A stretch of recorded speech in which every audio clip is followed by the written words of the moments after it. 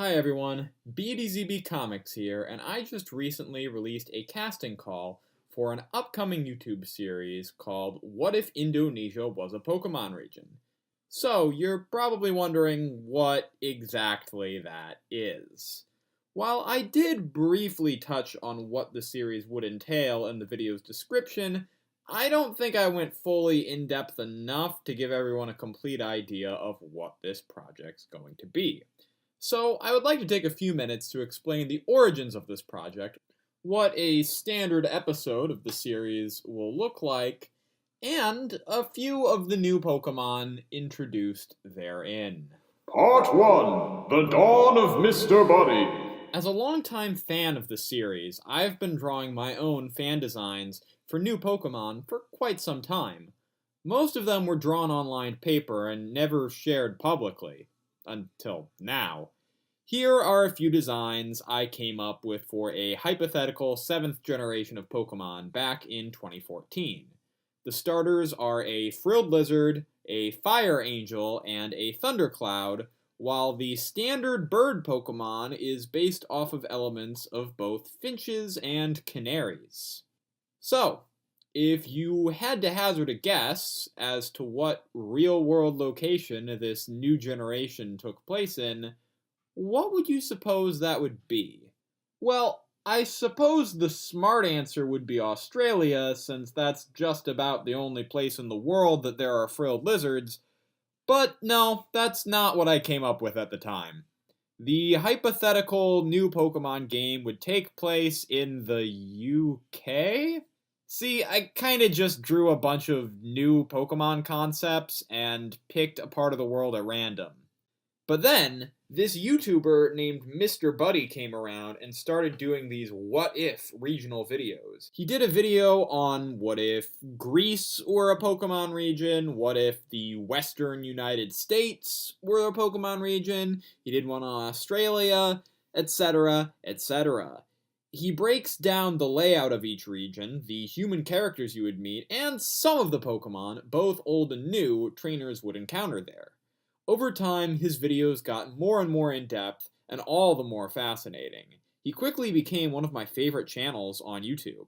If you have the time, I would highly recommend watching Mr. Buddy's newest regional video on Italy, which I have linked in the description.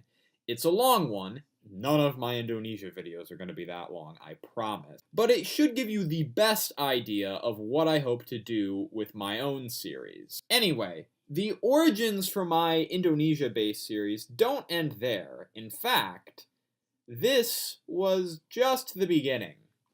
Part 2: A Convincing Fake. In February 2018, a set of confidential drawings came out detailing what were supposedly the starter Pokemon for a new generation of games.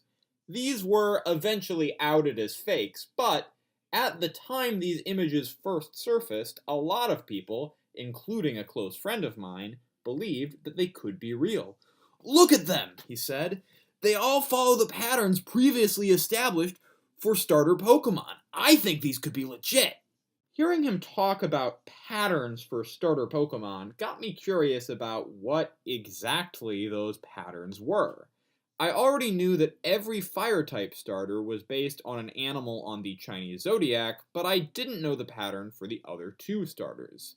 There's been some debate as to what the pattern is for the water starters, if there even is any, but apparently the pattern for the grass starters is that they all follow a different step in evolution. Gen 1's grass starter was a simple dinosaur. Then Gen 2's was a more complex dinosaur. Gen 3 gave us a lizard, then Gen 4 a turtle, then a snake in Gen 5, a mammal in Gen 6, and a bird in Gen 7. The next step in evolution would be a primate. Seeing this fake leak got me thinking about designing my own starters that fit these established patterns, and would all make sense within the same region. I started with the grass starter, and figured I would base the rest of my designs off of whatever region that particular animal comes from. So, for primates, I didn't want to do a monkey or an ape because there have already been plenty of Pokemon based off of those types of animals, including one of the previous starter Pokemon, and it felt a bit overplayed.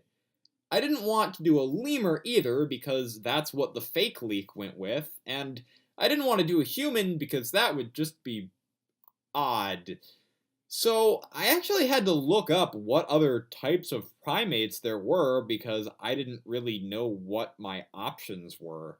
Eventually, I settled on a Tarsier, an odd little creature that, as far as I know, there hasn't been a Pokemon based on yet.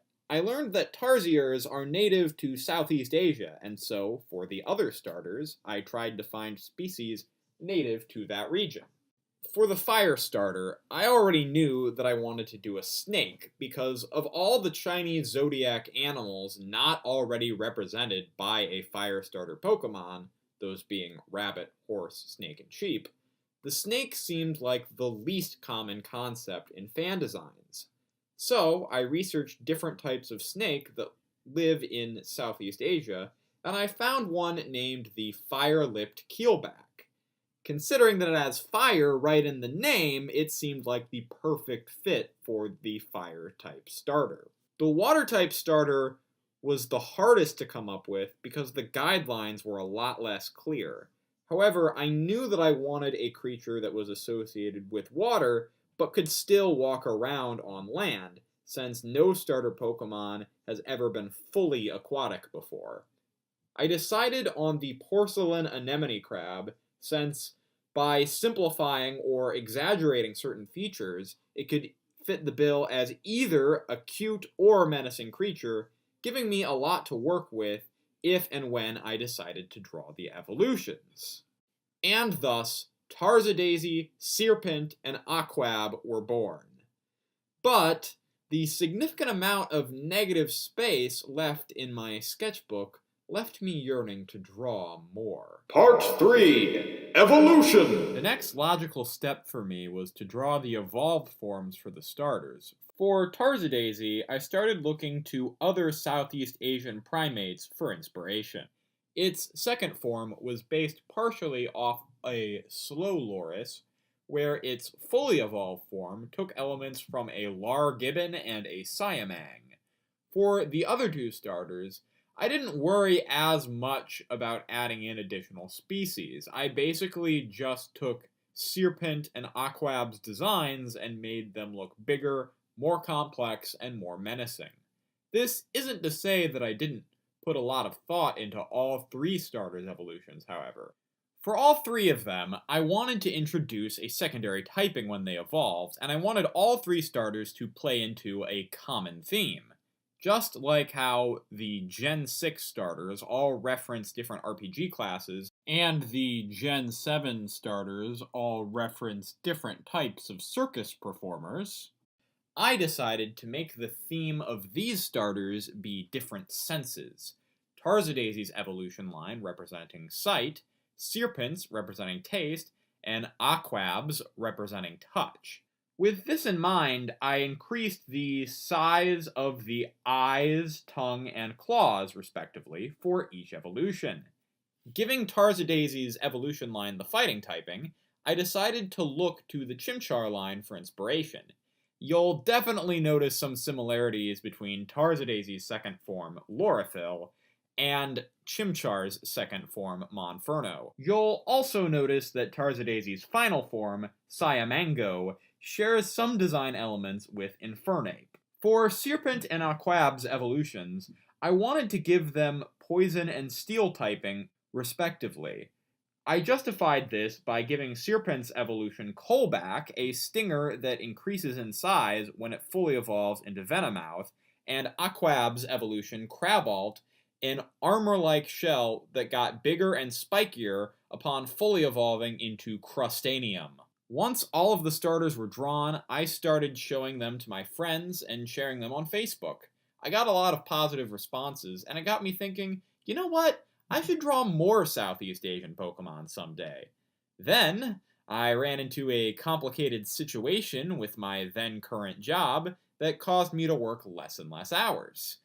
With plenty of free time to spare, I got to work on fully developing a new Pokemon region.